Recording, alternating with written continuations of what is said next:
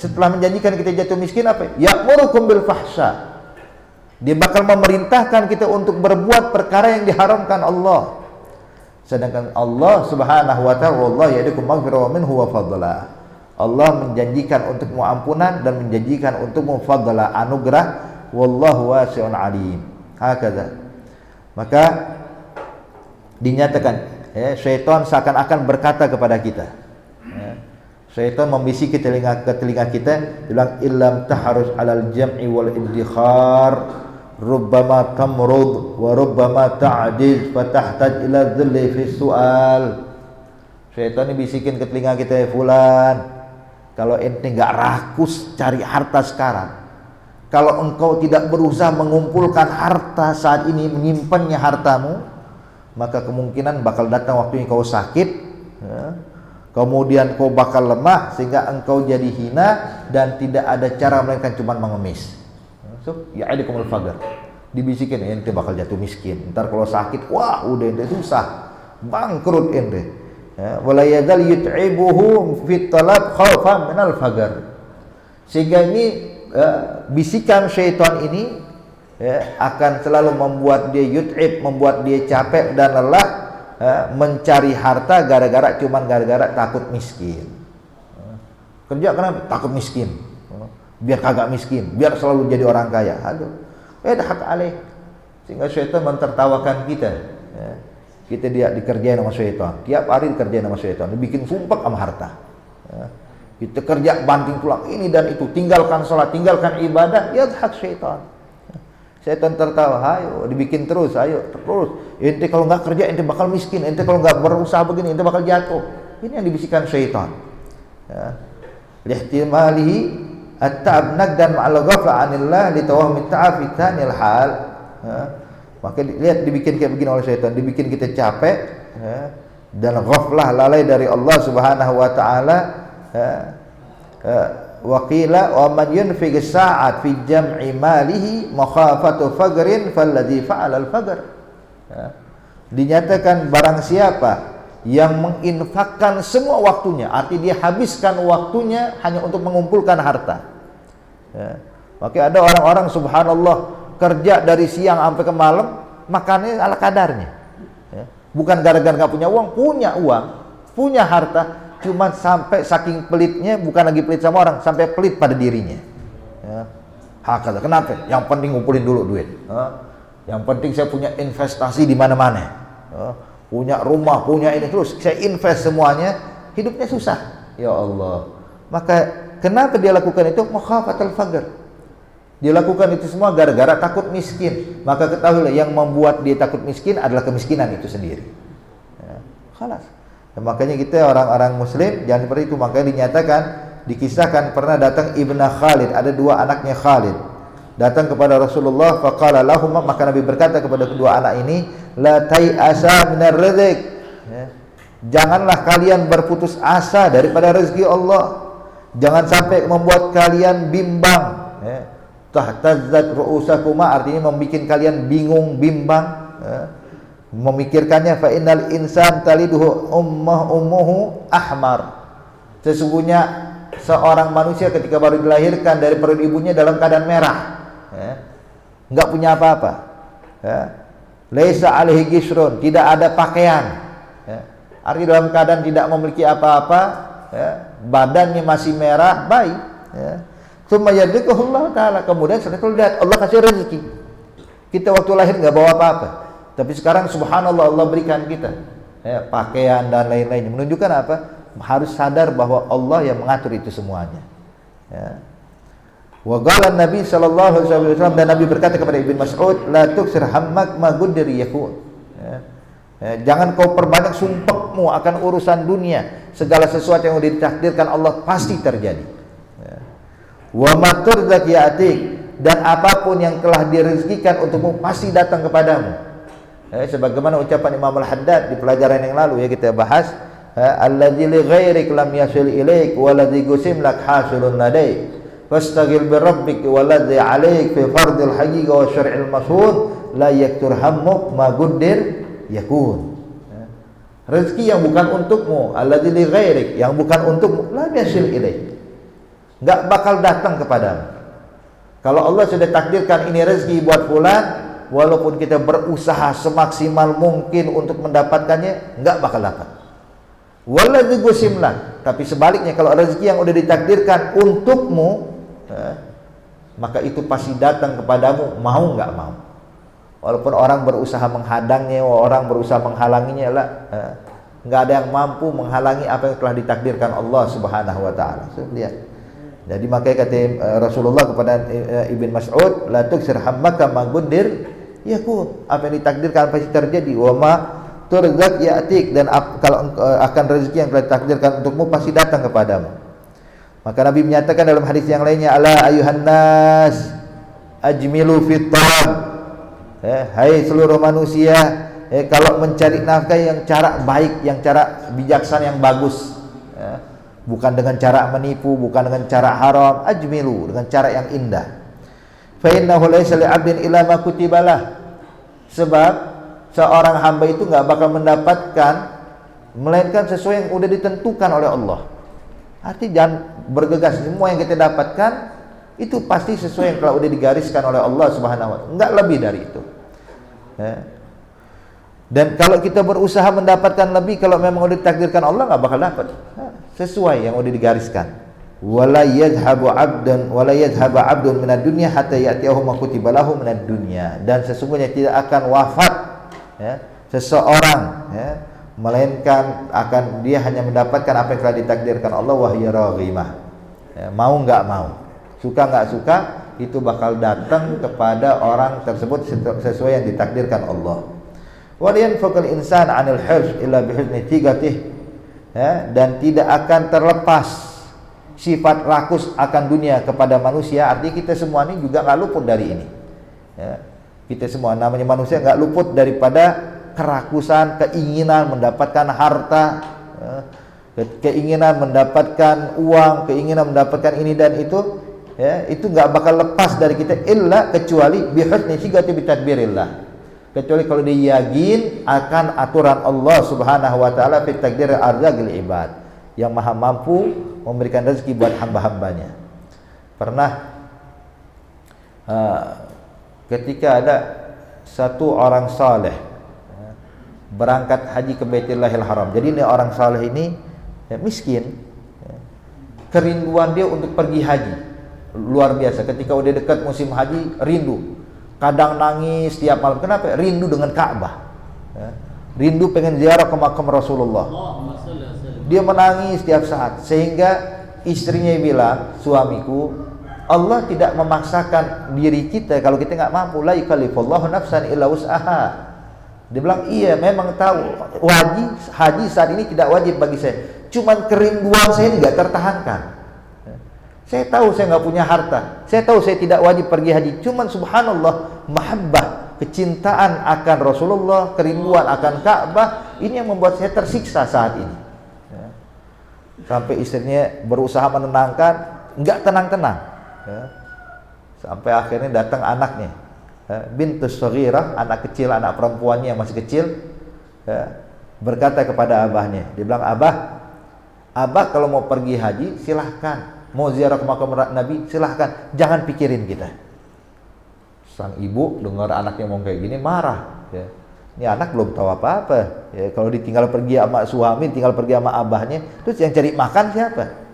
Yang ngasih uang siapa? Ini anak bilang nggak apa-apa, bah, berangkat, nggak apa-apa, abah pergi haji. Kata uminya, nak, kalau abah mau pergi haji, terus siapa yang cari nafkah buat kita? Siapa kasih makan buat kita? Maka sang anak nengok kepada ibunya, Umi, abah kita ini ahwar razik au akil razik. Ini abah kita ini pemberi rezeki atau pemakan rezeki? Ya abah ente ya pemakan rezeki sama kayak kita. Khalas, zahaba akil razik wa bagi razzaq. Biar yang pemakan rezeki bakal pergi, tapi pemberi rezeki tetap ada sama kita. Khalas, jangan dipikirkan. Yang makan rezeki biar jalan, tapi pemberi rezeki selalu sama kita, itu Allah. Maka sang istri waktu dengar ucapan sang anak bilang, ya sudah kalau begitu, mau berangkat deh. Dan merasa tenang dengan ucapan putrinya ini, berangkat. Waktu berangkat senang, cuman dia juga mikirin, dia angkat tangan, dia doa, ya Allah, tolong aturkan yang terbaik buat keluargaku yang aku tinggal saat ini. Jalan. Sang putri, anak perempuannya juga mengangkat tangan, ya Allah, aturkan yang terbaik buat bapaknya saya. Jalan, nih bapak jalan ikut rombongan, nggak punya duit. Kata pimpinan rombongan, kalau ente mau ikut pergi haji sama kita boleh dengan syarat, sebab ini harus pakai ongkos. Karena ente nggak punya ongkos, cuma numpang nimrung doang boleh. Cuman dengan syarat ente harus bekerja dan berkhidmah kepada kita. Khidmah pada kita apa? Ya urusin onta kita. Kalau seandainya kita makan, ente yang hidangin makanan, ente yang masakin makanan. Kemudian makan udah kelar, itu tolong sampah dibuang. Pokoknya urusan ente khadim. Ente boleh gabung sama kita. Dia bilang nggak jadi masalah. Mau jadi ahli khidmah, yang penting bisa berangkat haji. Yang penting bisa tembus nih keinginan saya, kerinduan saya kepada Rasulullah. Berangkat. Kemudian, subhanallah, di rumah sang putri hari pertama masih ada makanan. Hari kedua mulai berkurang. Hari ketiga nggak ada makanan.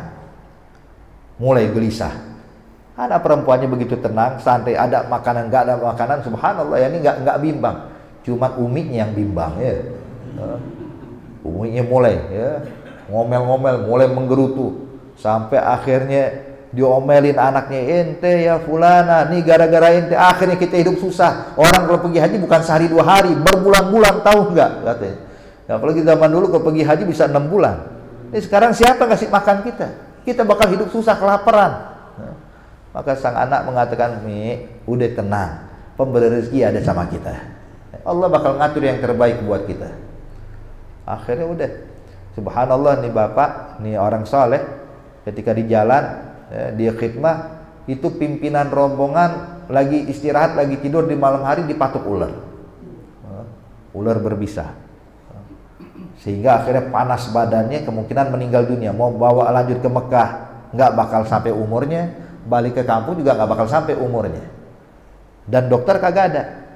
Akhirnya pimpinan rombongan coba cari, adakah orang yang bisa menyembuhkan. Saya bilang, oh, mungkin ada satu orang soleh yang kerja sama kita, yang biasa khidmah sama kita. Gal halas nadi, panggil dia, didatengin, dibacain, didoain, subhanallah sembuh.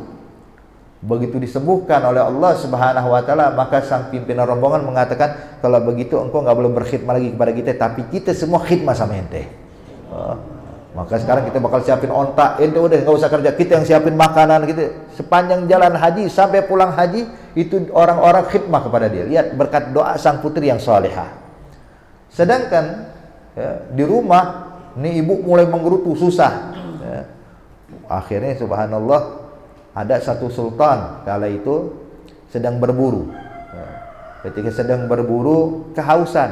Dia bilang, afikumul ma', bilang sama rombongannya, ada air nggak? Dia bilang nggak ada. Cuma dekat sini ada satu rumah, itu dikenal rumah orang saleh, Fulan bin Fulan. Kemungkinan punya air. Kata sultan, ya deh, cepat datangin, pinta air dari dia. Maka nyampe rumah, orang tersebut diketok pintunya. Nih istri lagi menggerutu nih, lagi makanan susah, makanan kagak ada. Datang utusan raja. Waktu dibuka, ada apa? Dia bilang, saya kemari diperintahkan raja minta air darimu. Dia bilang, la haula wala quwwata illa billah. Sangkain mau ngasih, nggak taunya mau minta. Bilang, tunggu sebentar. Dikasih air. Dikasih air, bilang, ini kasih buat raja. Pulang, dikasih ke raja, raja isyrab. Pas ketika raja minum, raja merasakan, subhanallah, ini air nikmat betul rasanya. Ini nggak pernah saya rasakan air senikmat ini. Dari mana ini rumah Fulan bin Fulan? Oh, dia ada nggak? Saya mau ketemu. Dia bilang, ya raja, yang saya tahu bahwa dia ini saat ini lagi pergi haji dan keluarganya dalam keadaan susah, nggak punya apa-apa. Kata raja, kita datangin sekarang ke rumah. Datang raja bersama rombongan nih, yang ikut berburu, menteri-menterinya, wah, jenderalnya semua ikut. Waktu ke rumah orang tersebut, ketok pintu, kata ini ibu, bang, siapa lagi ngetok siang hari begini? Buka, raja sama rombongan. La haula wala quwwata illa billah. 1 gelas kurang. Ini sekarang mau nyiapin berapa orang lagi? Kata bang, fulana galabay. Anda dengar suami ente pergi haji? Gala na'am. Nggak ninggalin apa-apa. Khalas, ente nggak usah khawatir. Kata raja, ngomong kepada semua pengikutnya, kalau kalian mengaku cinta padaku, maka yuk lepaskan peralatan berburu kalian, taruh di hadapan saya. Raja ngelepasin, taruh di situ, semua perhiasannya ditaruh di situ. Ya, alat berburu, perhiasan, segala macam ditumpuk tuh sampai 1 karung lebih. Bilang kata raja, ya fulana, gala baik. Dia bilang, ini ambil semua untukmu. Ini perempuan bilang, iya saya terima ya raja. Cuma ini mikir, ini apa yang saya lakukan dengan alat berburu, ya, begini banyaknya. Bilang, terima dulu, diterima. Terus kata raja, sekarang udah jadi milikmu, sekarang saya mau beli ini semuanya. Ya, berapa harganya? Dihitung. Bilang, aneh nggak tahu ya raja. Kalas, panggil tukang hitung, dihitung benar-benar dan ditambahkan beberapa kali lipat, dihadiahkan pada dia. Maka diberikan itu harta berlimpah, ya, yang nggak diduga-duga sebelumnya. Diterima sama ini ibu. Begitu diterima, dia senang, bahagia, senyum. Tadinya ngomel, sekarang tertawa. Sekarang udah ada duit. Kalau suami saya mau pulang setahun depan nggak jadi masalah. Gitu. Harta udah banyak udah. Sang anak waktu ngelihat ibunya tertawa, begitu mendapatkan uang bahagia, sang anak nangis, netes air mata. Bilang, nak kenapa nangis sekarang? Mesti nangisnya tadi. Kalau sekarang kita bahagia, harta udah kita punya. Dia bilang, ya ummah, ya, kalau jaminan dari makhluk kita bisa bahagia, lalu kenapa kita sedih dengan jaminan Tuhan kita Allah? So, ya. Ada wanita salihah, ya. Beginilah tarbiyah. Makanya di situ ya, dinyatakan di sini ijmalu fit talab, ya. Artinya Allah udah ngaturkan kita nih rezeki sesuai dengan apa yang udah ditakdirkan Allah Subhanahu wa taala. Dinyatakan bahkan bal ya'lam anna rizqallahi lil 'abd min haitsu la yahtasib akthar. Bahkan rezeki dari Allah yang enggak pernah diduga sebelumnya itu lebih banyak daripada yang kita duga. Kita membayangkan, kita ngatur strategi, insyaallah bakal dapat sekian. Tapi subhanallah, yang Allah berikan kepada kita enggak kita duga lebih banyak dari apa yang kita duga. Kayak sekarang, nikmat dari Allah, nikmat sehat afiat, nikmat panjang umur, kita enggak menduganya. Tapi lihat Allah berikan rezeki buat kita. Hakada. Allah berfirman dalam Al-Qur'an, "Wa may yattaqillaha yaj'al lahu makhrajan wa yarzuqhu min haitsu la yahtasib." Yang bertakwa kepada Allah akan diberikan oleh Allah solusi jalan keluar, dan Allah berikan untuknya rezeki yang enggak pernah diduga. Qala Abu Hazim radhiyallahu ta'ala anhu, "Wajadtu dunya syai'ain." Kata Abu Hazim, aku lihat dunia ini enggak lepas dari 2 hal. Syai'an minhuma huwa li. Ya, salah satunya adalah milikku. Ya, rezeki dunia yang untukku. Falan u'jilahu qabla waqti. Maka saya enggak bakal berusaha bergegas mendapatkan sebelum datang waktunya, sebab udah diatur waktunya sama Allah. Sehari ini saya dapat sekian, besok dapat sekian, lusa dapat sekian, ya, dapat sekian. Maka saya enggak bergegas untuk mendapatkan semua pada satu waktu. Percuma. Falan u'jilahu fi waqti qabla waqti. Walau talabtuhu bi quwwati samawati wal ard. Walaupun aku berusaha mendapatkan itu rezeki yang belum nyampe kepadaku, yang belum diatur untukku, walaupun aku kerahkan semua kemampuan dan kekuatan yang ada di langit maupun di bumi untuk mendapatkan itu rezeki, nggak bakal dapat. Kenapa? Belum waktunya. Walaupun kita berusaha semaksimal mungkin, jangan tenaga kita doang, tenaga semua penghuni langit dan tenaga semua penghuni bumi dikasih kepada kita untuk mendapatkan rezeki yang belum ditentukan Allah untuk kita hari ini, percuma, nggak bakal dapat. Nggak bakal dapat. Maka saya udah terima, saya berusaha mencari nafkah, yang dapat kita terima, yang belum dapat khalas ba'den. Saya di waktu bakal datang waktunya. Sedangkan alamut tama di Evian ada gal wa syai'an minhuma huwa li ghairi. Adapun yang kedua, rezeki yang bukan untukku, punya orang lain. Falidzalika lam analhu fi ma madha fala arjuhu fi ma bagi. Maka yang seperti ini aneh enggak bakal harta atau rezeki yang untuk selainku, untuk orang lain, lam analhu, aku enggak bakal dapatkan di masa yang lampau atau di masa yang akan datang. Khalas. Kenapa? Bukan milik saya. Yang udah dipegang sama orang, pulang dapat rezeki kita enggak, khalas, hanya bagian dia. Kenapa kita sumpah? Kenapa kita gundah? Ente mau rampas enggak mungkin. Sudah diatur oleh Allah, rezeki bukan untuk kita. Ma madha. Dan fi mustaqbal, dan bahkan yang akan datang. Kalau memang rezeki itu ditakdirkan oleh Allah, kita enggak bakal bisa meraihnya, enggak bakal bisa mendapatkannya. Yamna'ul ladzi li ghairi minni kama yamna'ul ladzi li min ghairi. Maka ketahuilah bahwa rezeki itu yang untuk orang lain bakal Allah halangi dari kita. Artinya kita nggak bakal bisa mendapatkan rezeki yang ditentukan Allah untuk orang lain. Begitu juga sebaliknya, rezeki yang ditentukan Allah untuk kita nggak bakal bisa diraih oleh orang lain. Ya. Khalas, ada bagian masing-masing. Fa fi ayyi hadzan afni umri. Lalu dari dua hal ini aku habiskan umurku untuk apa? Nah, untuk mengejar sesuatu yang bukan milikku, yang nggak mungkin aku dapatkan, atau mengejar yang mana itu untukku yang belum ditentukan Allah. Khalas. Ya, kalau kita habiskan waktu kita untuk ini sia-sia. Fa hadza dawa'u min jahatil ma'rifah. Maka ini adalah pengobatan dengan cara ma'rifah, yaitu ilmu la budda minhu lidaf'i takhwif syaitan wa indarhi bil fagar.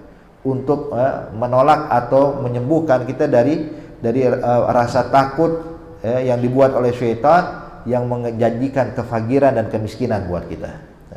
Tinggalkan itu.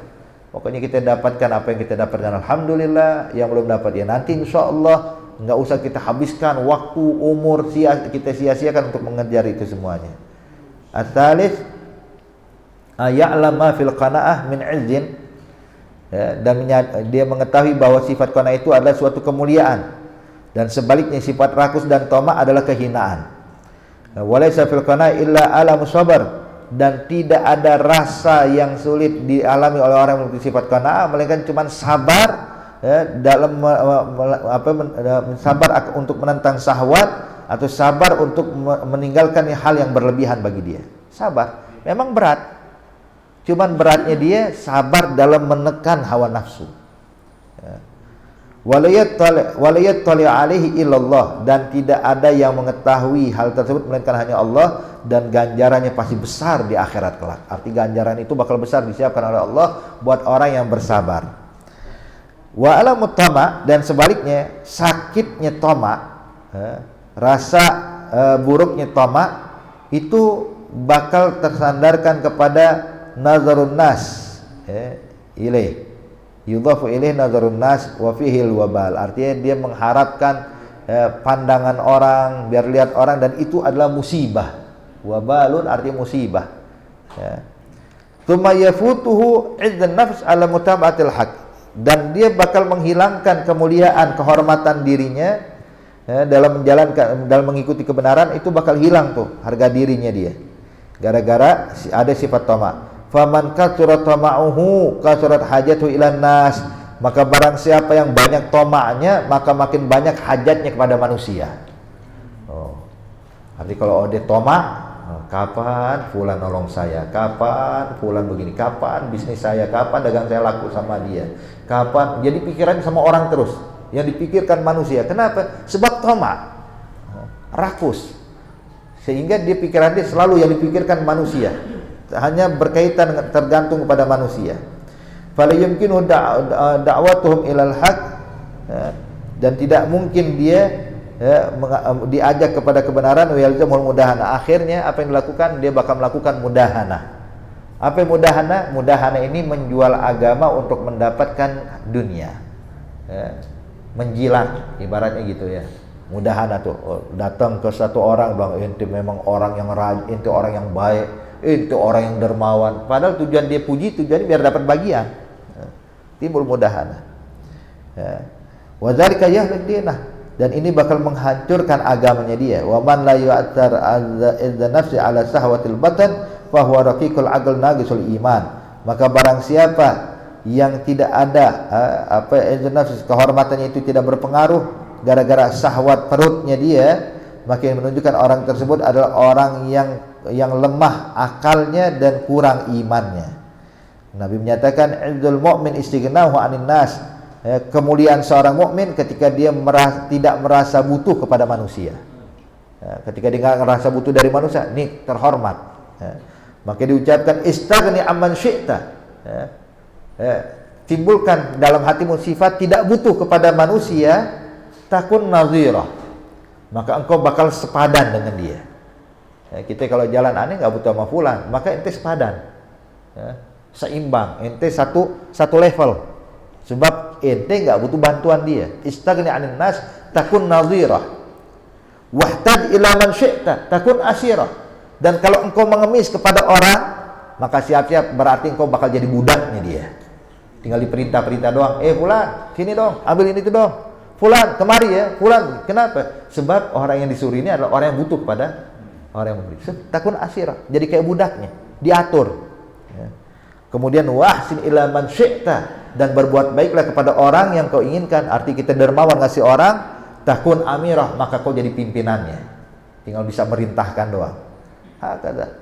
Maka di sini Nabi pernah menyatakan di dalam hadis, izhad fi dunya yuhibbukallah wazhad bima fi aidin nas yuhibbukan nas. Zuhudlah engkau akan dunia, maka Allah bakal cinta kepadamu, dan zuhudlah dari apa yang ada di tangan manusia, maka orang bakal cinta kepadamu. Hakada. Ada kaidah yang disampaikan Nabi. Kemudian yang keempat, ayuksir ta'ammulahu fi tanu'mil yahud wan nasara. Hendaknya kita coba merenung. Itu orang yang mendapatkan harta berlebih, ya, kekayaan yang luar biasa, itu kebanyakan diberikan oleh Allah kepada siapa? Kepada kaum Yahud, kaum Nasara, orang-orang yang hina, yang tidak pernah kenal agama, atau bahkan orang yang nggak punya agama sama sekali. Yang sibuknya cuma harta, bergelimangan harta, yang ninggalin sholat, hartanya berlimpah. Kita lihat, hadza aradilun nas. Ini orang yang hina di hadapan Allah. Hartanya bisa banyak diberikan pada siapa? Kepada orang-orang yang jauh dari Allah. Kemudian coba lihat keadaan kaum solihin, keadaan anbiya, keadaan aulia, keadaan khulafaur rasyidin, sifat mereka, para sahabat tabi'in. Kita dengarkan ucapan mereka, kita perhatikan apa yang mereka lakukan, ya. Maka kita bakal bingung. Kenapa? Sebab mereka kehidupannya sangat sederhana. Ya, tinggal kalau kita udah tahu begitu, tinggal ayo khayyar aglah. Ya, maka tugasnya adalah ayo biar akalnya milih. Ya. Akal milih, pengen nyontoh orang yang hina dari Allah, yang punya harta banyak itu, atau contoh orang-orang yang mulia di sisi Allah dengan keadaan sederhananya. Ya, tinggal kita pilih mau ngikutin mana, ngikutin orang yang terhormat atau orang hina. Ya, kalau kita pengen, wah pengen harta, pengen ini, ya berarti kita pengen ngikutin orang yang hina di hadapan Allah. Hakada. Kemudian al-khamis ayyafhama fi jam'il mal min al-khatar, dan hendaknya dia hendak menyadari bahwasanya mengumpulkan harta itu minal khatar adalah perkara yang sangat berbahaya. Khawatir orang kalau duitnya banyak nggak berani nyimpen duit di rumah, harus di bank. Terus juga apalagi kalau bawa duit 1 miliar, itu luar biasa jaganya itu, rasa baru keluar rumah udah dak-dikduk dia, udah bingung bimbang. Padahal kalau dia nggak bawa apa-apa, jalan keluar rumah santai. Kayak sekarang nih, jalan dari rumah ke majelis sini, kalau kita nggak bawa apa-apa santai, tapi coba kalau bawa duit 1 miliar, bimbang, duduk di majelis pun gelisah, lihat kanan kiri ketakutan, kotor, khawatir. Itu yang nggak tahu yang ketawa pasti bawa apa dia ya. Khawatir akan sarigah, khaufus sarigah, takut kecurian. Dia lagi jalan kemana, nyimpan duit di rumah, dia mikir, ya Allah, ntar rumah saya kalau datang maling gimana nih? Harta habis. Jadi alas, keadaannya dibikin begini sama Allah. Bimbang, khawatir, takut, susah, ya. Khawatir akan nahab, ya. Akan perampokan, wadhaya, akan kehilangan, ya. Wa ma fi khulwil yad minal amni wal farag. Tapi lihat ketika tangan orang kosong dari harta, hidupnya nyaman dan tenang. Mau keluar kemana aja aman. Kita kalau seandainya mau lewat, mau hadir maulid acaranya acara maulid besar, hall dan lain-lainnya, kalau nggak bawa apa-apa mah santai, nikmat kita duduk. Kenapa? Nggak mikirin duit, ya. Nggak mikirin dompet, kalau mikirin handphone, udah duduk menikmati acara. Tapi coba kalau di dalam dompet, di kantongnya ada duit, ya, 1 juta, 3 juta rupiah, ya. Handphonenya yang masya Allah, ya. Masuk maulid sampai pegang gini, dompet dipegang, handphone dipegang, ya. Kenapa? Khawatir, takut, ya. Bimbang, susah, ya. Hakadha wa yatimu dzalik bi an yanzur ila man dunahu minad dunya. Maka hendaknya cara sempurnanya kita ini biar merasa tenang, biar sadar bahwa ngumpulin harta banyak itu bakal mempersulit kita sendiri. Maka coba lihat ngobatinya gimana. Coba lihat orang yang lebih minim hartanya dibandingkan kita, orang yang ekonominya lebih sulit dibandingkan kita. Coba lihat mereka. Yanzur ila man dunahu fid dunya fa inna syaitan yasrif nazar ila man huwa fawqah. Sedangkan syaitan bakal berusaha memalingkan wajah kita untuk memandang orang yang lebih kaya dari kita, untuk memandang orang yang lebih banyak harta dari kita. Bang, enak ya punya harta begini ya, enak ya kalau punya begini, enak kalau punya rumah ini, enak kalau punya kendaraan ini. Khalas, ini adalah usaha syaitan memalingkan wajah kita. Maka hendaknya kita tinggalkan itu, lihat orang yang lebih sulit hidupnya dari kita. Yanzur ila man duna. Makanya syaitan menyatakan, membisikkan ke telinga kita, syaitan mengatakan fulan a'la minka falima yudayyik ala nafsik, wan nas masghulun bitana'um falima tatamiyaz anhum. Ini kata syaitan nih, fulan lebih banyak hartanya, kenapa ente begini keadaan ente sulit, ente dalam keadaan miskin. Fulan lebih kaya darimu, fulan lebih banyak nikmat dari engkau kenapa beda sendiri? Orang subhanallah punya ini punya itu, ente nggak punya apa-apa. Ini bisikan syaitan, maksa kita untuk melihat orang yang lebih tinggi, lebih banyak hartanya dari kita. Tapi Nabi mengajarkan kepada kita sebaliknya. Dalam urusan dunia, lihat orang yang lebih sulit dari kita. Qala Abu Dzar, ausani khalili Rasulullah sallallahu alaihi wasallam. Abu Dzar mengatakan, aku pernah dinasihati dan diwasiatkan oleh Rasulullah. Untuk apa wasiatnya? An anzura ila man huwa duni la ila man huwa fauqi. Untuk melihat orang yang lebih sulit dunianya dibanding dan tidak melihat orang yang lebih baik dunianya dariku. Kata Nabi menyatakan, idza nazara ahadukum ila man faddalahu Allah alaih fil mal wal khalq falyanzur ila man huwa asfala minhu mimman fuddila alaih. Nabi menyatakan, kalau seandainya engkau ingin melihat, kalau seandainya kau melihat seseorang yang dilebihkan oleh Allah dari harta dan khalq, fisiknya, artinya lebih tampan, lebih cantik, lebih bagus, lebih punya harta, lebih kaya dan lain-lainnya, maka kata Nabi, kalau kau melihat orang kayak begini, falyanzur ila man huwa asfala minhu, maka lihatlah orang yang lebih rendah atau lebih minim darimu daripada hartanya. Mimman huwa fuddila alaih. Hakadha. Jadi sehingga kita bakal bersyukur. Tapi kalau melihat orang yang di atas kita bakal rakus dan tamak. Tapi kalau kita melihat orang yang lebih sulit ekonominya dari kita bakal bersyukur, ya Allah, alhamdulillah kita masih bisa makan ini, alhamdulillah kita masih bisa begini. Hakadha. Makanya kalau seandainya udah nggak punya sifat, kalau bisa pandai melihat ini, itu masya Allah.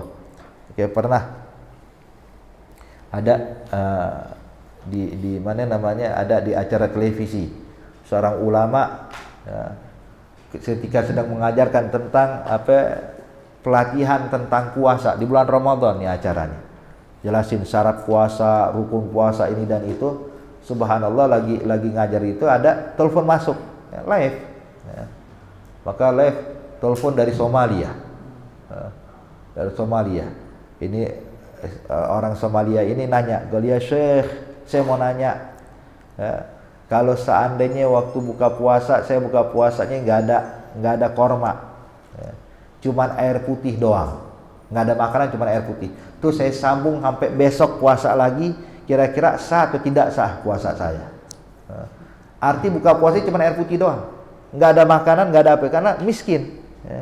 Kira-kira puasa saya sah nggak? Apa harus makan buka puasa itu? Harus makan. Sedangkan saya nggak punya makanan, cuma ada air putih doang. Maka ini Syekh dengan kayak gitu cuma bisa nangis doang. Ya, artinya mereka dalam keadaan seperti itu, tapi qanaah, cukup. Sedangkan kita yang punya harta ini yang berlebih ini kadang-kadang wah kurang terus. Makanan ada, ini ada, cuma selalu merasa kurang, akhirnya kita susah sendiri. Maka insya Allah Allah berikan taufik hidayah bagi kita semuanya, yang bisa menjadi orang-orang yang memiliki sifat qanaah dan pandai bersyukur kepada Allah Subhanahu wa taala. Amin ya rabbal alamin. الفاتحة بالقلب والتوكل بسوء إلى حضرة رسول سيدنا وحبيبنا وشفيعنا ومولانا محمد بن عبد الله يا الله على هذه النية وكل نية صالحة إلى حضرة النبي سيدنا محمد صلى الله عليه وسلم. الفاتحة. أعوذ بالله من الشيطان الرجيم. بسم الله الرحمن الرحيم. الحمد لله رب العالمين. إياك نعبد وإياك نستعين اهدنا الصراط المستقيم. Ya Rabbal